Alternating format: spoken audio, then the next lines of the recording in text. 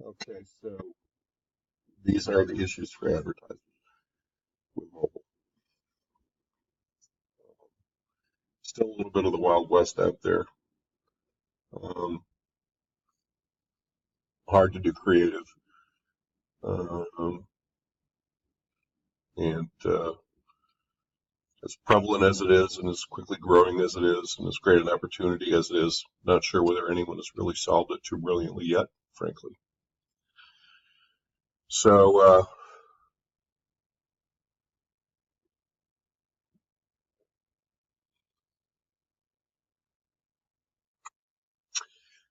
this is what we said we talk about with mobile.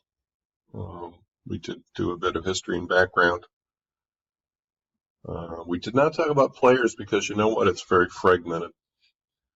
Um, there are lots of pretty much any agency can buy mobile for you, and you can buy apps. You can buy in lots of different ways. Um,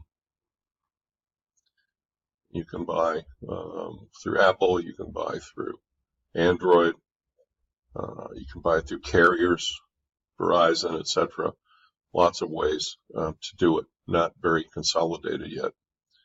In terms of types of mobile, we talked about video and geocentric, geofencing, and banners is really, not a lot of new information there versus what we talked about with interactive, except it's a lot smaller and it's a personal device, so people really do not want to be bothered with advertising because they're out running around, they're in their car, they're walking on the streets, they're not just sitting at home looking at a screen. So the impatience with advertising is much higher with mobile than with anything, I think.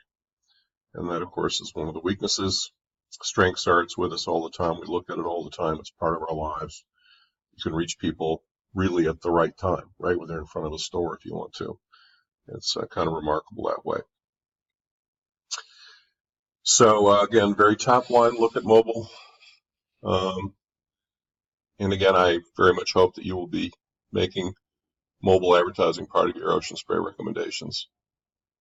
As I said, I've now recorded all this content, interactive and mobile, that kind of wraps up where we are with media.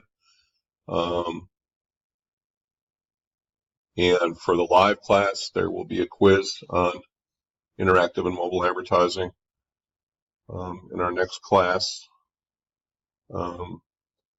next Wednesday. And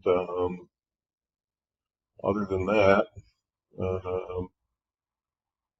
I think that's the 28th.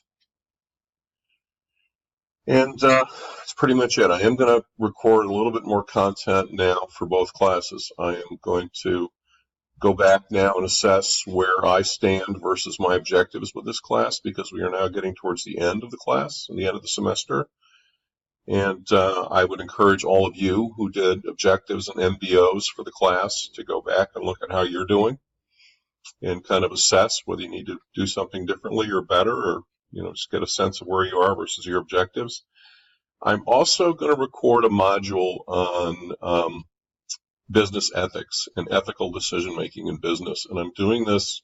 It's not on the syllabus. I did add it last spring to my database class because it's honestly something I had thought was pretty important in getting an education in business and how to succeed in business. And I'm hearing quite a bit these days from my department chair that we want to build more of this kind of thinking and discussion about ethics and how to make the right decisions into our courses. So whether it's on the agenda or the syllabus or not, I'm going to do a module on it and hopefully give you guys some things to think about. Over and out.